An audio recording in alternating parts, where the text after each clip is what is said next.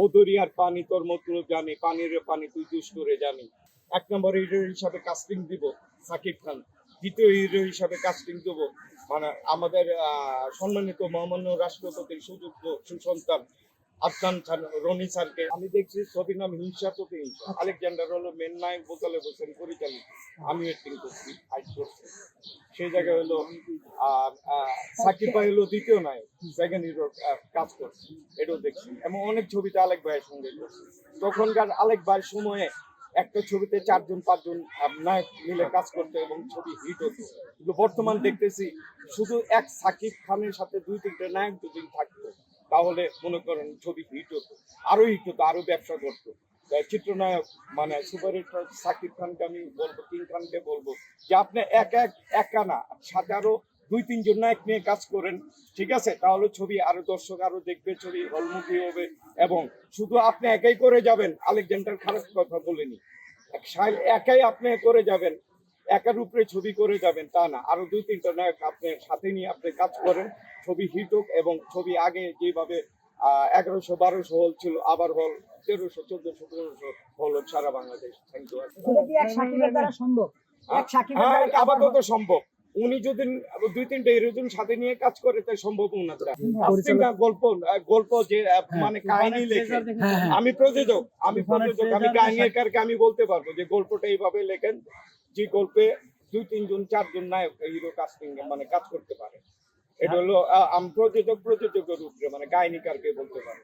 এবং একটা হিরো যে সুপারস্টার তারও একটা থাকতে হবে যে আমার সাথে ভালো গল্প দেন, 2-3টে হিরো যদি একসঙ্গে আমরা যেন কাজ করি, সিনিয়র জুনিয়র মিলে। কেমন লাগছে টিজারটা খুব ভালো।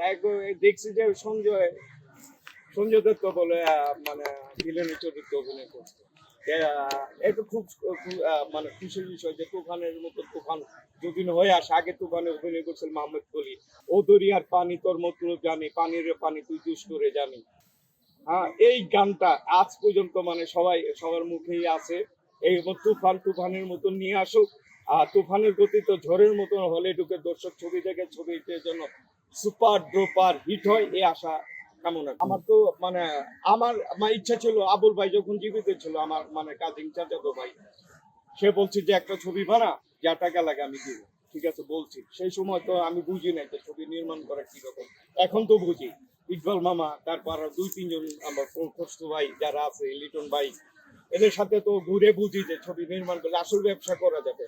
আমি যদি একটা ছবি নির্মাণ করি, আমার আশা আছে, আমার স্বপ্ন আছে, আমি 4 জন হিরো রাখবো এই জায়গায়। 1 নম্বর হিরো হিসাবে কাস্টিং দিব সাকিব খান।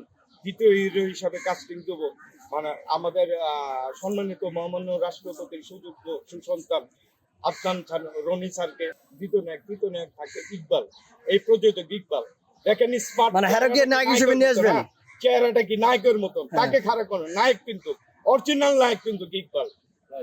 4 নম্বর হিরো থাকবে অনন্ত জলি, 4টা হিরো। আর ভিলেন কাস্টিং করব আপনার আমাদের উস্তাদ ডেনিস সিটাক, মিশা ভাই, শিবা শানু, মনোহর হোসেন, ডিপজল স্যারকে এবং অমিত হাসানকে এবং অমর সানিকে নিয়ে একটা ছবি নির্মাণ করার আমার আশা আছে। ইনশাআল্লাহ আমার জন্য দোয়া করবেন।